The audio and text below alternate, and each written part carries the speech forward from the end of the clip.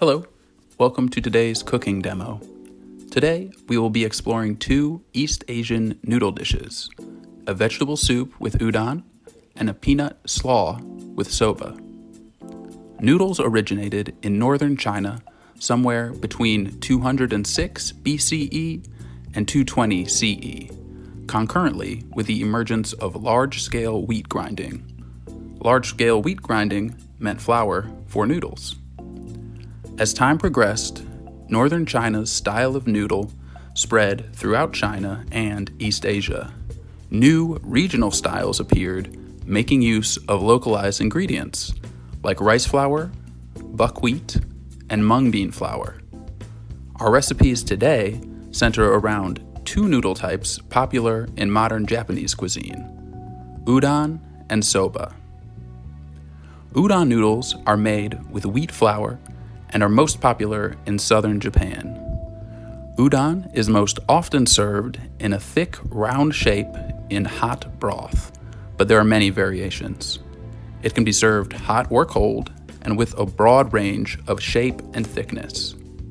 Rachel will be making her own udon noodles from scratch in the latter half of the program. We will start with a recipe using soba. Soba is made with buckwheat flour and is most popular in northern Japan. Similarly to udon, soba is eaten both hot and cold, and commonly the noodles are accompanied by a dipping sauce. The recipe I'll share with you right now is certainly not a traditional Japanese recipe, but it does showcase the dynamic flavor and texture of soba. Enjoy!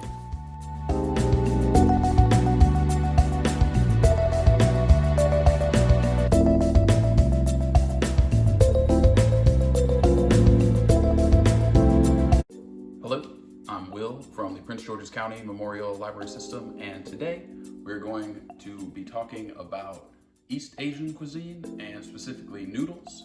And I'm thrilled about that because I have a very good recipe that features soba noodles. Soba noodles originated in China but are a popular staple in Japanese cuisine today. They're very versatile. They can be eaten hot or cold and have a nice sort of earthy, chewy texture, which works well in a lot of different dishes. So the recipe that I'm going to be sharing with you today is from Catherine Taylor. It's from her blog, Cookie and Kate, which is a vegetarian blog, very good. I'd recommend checking it out. And we also have her cookbook, Love Real Food, which is available at the Prince George's County Memorial Library System, so you can check that out with your library card. But she's got a lot of great vegetarian dishes, and one of those is the peanut slaw with soba noodles. So I'm really excited to share this recipe with you. It makes a huge portion, it's good for sharing, and just really tasty. So let's go ahead and get started. So we're going to start by preparing our green onions, carrots, Brussels sprouts, red cabbage, and of course, all important Japanese soba noodles. Starting with the cabbage, we're going to cut it in half and then cut those halves in half in order to quarter it. And we want shredded cabbage, so I'm going to be using a mandolin, but you can just use a knife or the shredding mechanism on a food processor. But we just want uniform, thin slices of cabbage, and we don't want to include the inner white core, so kind of cut around that, or you can cut it out before shredding. Next, we'll do the Brussels sprouts. So similarly to the cabbage, we're going to sort of trim them up, cut them in half, and then shred them up. I'm using my knife here. Probably could have used the mandolin. This actually does take quite some time, or it did for me, so I recommend, if you have the food processor with the grating option, putting it through, because that would be most time efficient. But basically, same thing as a cabbage, chopping those up thinly, and then adding those into a large bowl with our cabbage. Green onions are next. Nothing fancy here. We're gonna remove the ends, and then just cutting thin rounds, and we'll use the whole green onion, so white and green portions. thinly sliced and added to our bowl of vegetables. For the carrots, I'm using a sort of special julienne peeler, which peels nice sort of strips for you. No stress if you don't have this. I'm not sure where I acquired it, not sure why I have it. I only ever use it for this exact purpose. But you can also just put the carrots through a box grater, or like I said, with the food processor, if you have the grating function, this will be very quick. But we're just gonna break the carrots down into whatever form you prefer and add it to our bowl, giving us some very nice different colors. Got our greens, purples, orange, very pretty. Okay, so the star of the show, the Soba noodles, we're going to bring a pot of salted water to boil and cook your noodles according to package instruction, but I'm gonna drop mine in to the boiling water and then reduce heat to low and sort of give them a gentle simmering bubble for about 4 minutes, and maybe stir them occasionally to make sure that they're all separated. While our noodles cook, we will prepare our dressing. So we have a hunk of ginger, some cloves of garlic, some natural peanut butter, some toasted sesame oil, rice vinegar, a gigantic thing of soy sauce, and another gigantic container of honey.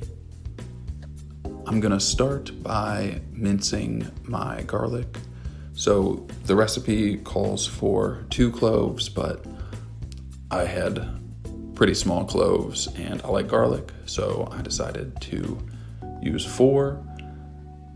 Kind of just do this to taste, I'd say. I think the garlic is a nice flavor to incorporate within the peanut dressing, so for what it's worth, I might use a little bit extra. But once that's minced, we can turn to the ginger, and this asks for grated ginger, so I've got my microplane and I'm grating the ginger, and once that's done, I'm gonna scoop those 2 into a measuring cup where I will put the rest of my ingredients, including a half a cup of natural peanut butter, also 3 tablespoons of rice vinegar, toasted sesame oil is key. It's not sesame oil, it's toasted sesame oil. And we're gonna use 3 tablespoons of that as well, followed by 3 tablespoons of soy sauce. And I'm being a little heavy-handed with all of these ingredients just because I have a lot of noodles and a lot of veg, so I wanna make sure there's enough dressing. And finally, we'll put in some sweetness with 2 tablespoons of honey. And we're just gonna sort of stir that around to make sure it's all mixed. Should be definitely a pourable consistency. Just be sure all the ingredients are nicely combined together. So it's time to take our noodles off the heat. I'm gonna pour those into a colander. And with the soba noodles, you want to rinse them off with some cold water to sort of stop them cooking, and it's better for the final dish for them not to be warm when we add them to the bowl. So I guess the final step in this recipe is adding everything into the big mixing bowl and then mixing it all together. And you don't have to use your hands. You can use spatulas, spoons, anything. Don't really have an excuse for why I use my hands, but it is nice to feel when everything is all incorporated. And once you have it properly mixed, I'd say let it sit for 30 minutes, but honestly, the longer the better. I think this is another sort of gets better as it sits salad. All right, so that was our peanut slaw with noodles.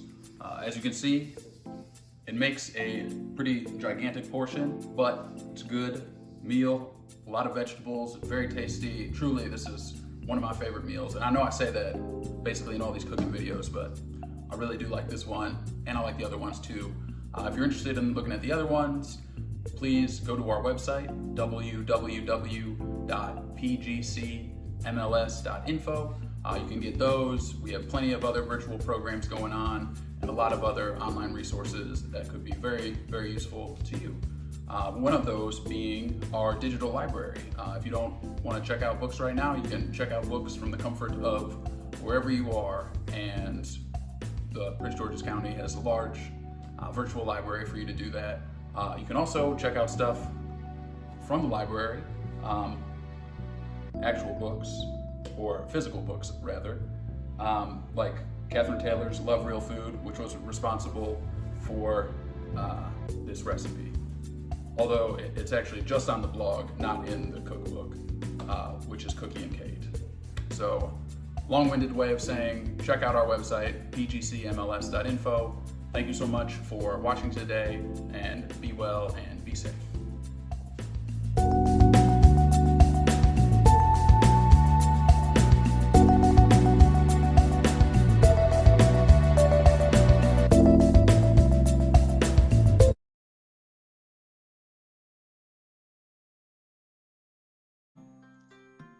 Hi everyone, this is Rachel from Prince George's County Memorial Library System.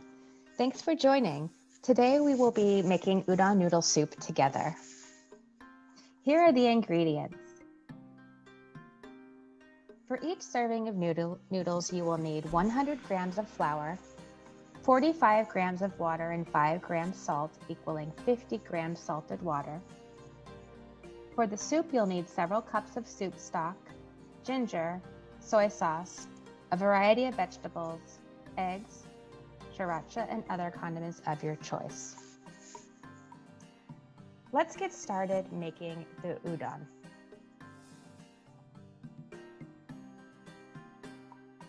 So you'll need a bowl and a kitchen scale if you have it. If you don't, that's okay.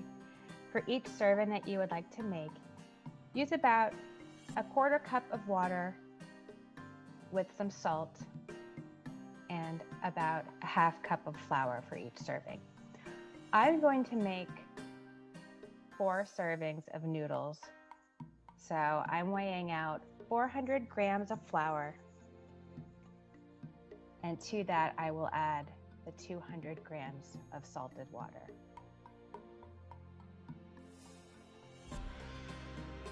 So just mix that up until it starts sticking together, and eventually it will form a soft dough.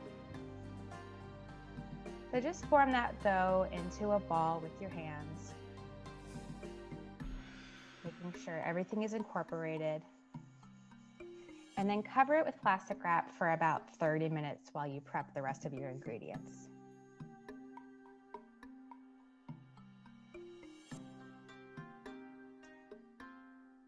Admittedly, this is only the second time making udon, so please excuse any mistakes I make.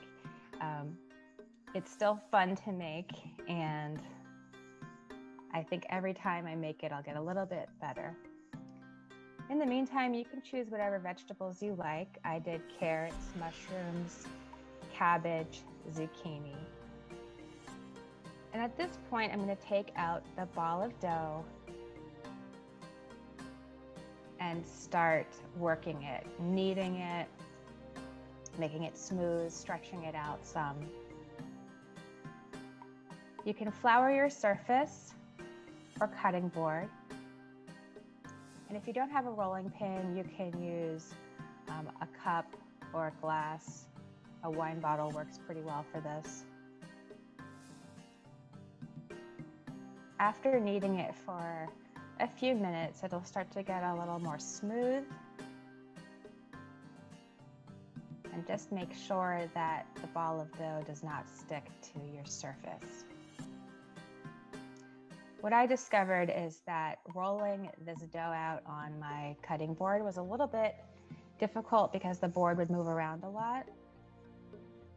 So you'll see in a minute, I just am going to switch to the countertop, and make sure your countertop is clean and sanitized if you're going to do this method. But it's a lot easier to keep the dough in place on a countertop.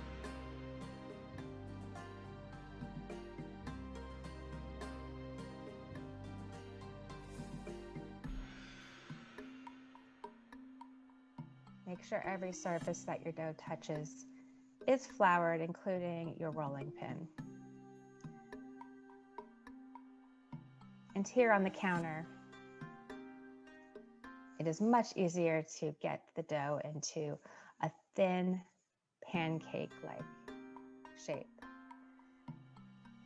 Will take a little while. The dough's tendency is to come back together and not stay spread out. So just keep working it, stretching it, and rolling it. You want to get it at least, or at the most actually, 1/4 of an inch thick. The thicker your dough, the thicker your noodles will be. So if you want really, really thin noodles, stretch that dough as thin as you possibly can.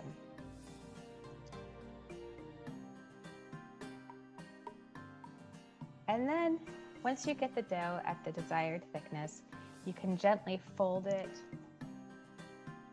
or roll it up and start slicing noodles off of the end. And when you do that, you can just unroll them and put them aside or pile them up. Just be careful that the dough is not too sticky, because if it sticks together after folding it, you're going to have a lot of trouble unrolling and unwinding those noodles from each other. So this takes a little bit of time. It can be rather relaxing. Put on some music in the background. But depending on the number of servings you're making, just be ready to spend some time cutting and unrolling noodles. And here I've got my 4 servings over at the stove. We're ready to make the soup. Make sure you have a big pot if you have several servings, and boil enough water or broth to cover the noodles. You can add ginger and soy sauce or other flavorings that you like. Maybe sesame oil would be good. The noodles, when they're fresh, are very quick cooking, only 2 to 3 minutes in your boiling water or broth. You can decide to boil your noodles just in water and then make the broth later, but I like to have the broth right there in the noodles. Udon takes on flavors in the broth particularly well. You can also boil your vegetables, meats, or other types of maybe an egg in your broth with your noodles, but I just added my vegetables right there at the end raw. And the broth will cook them a bit. I've added some seaweed, some sriracha, and some Japanese mayonnaise called Kewpie.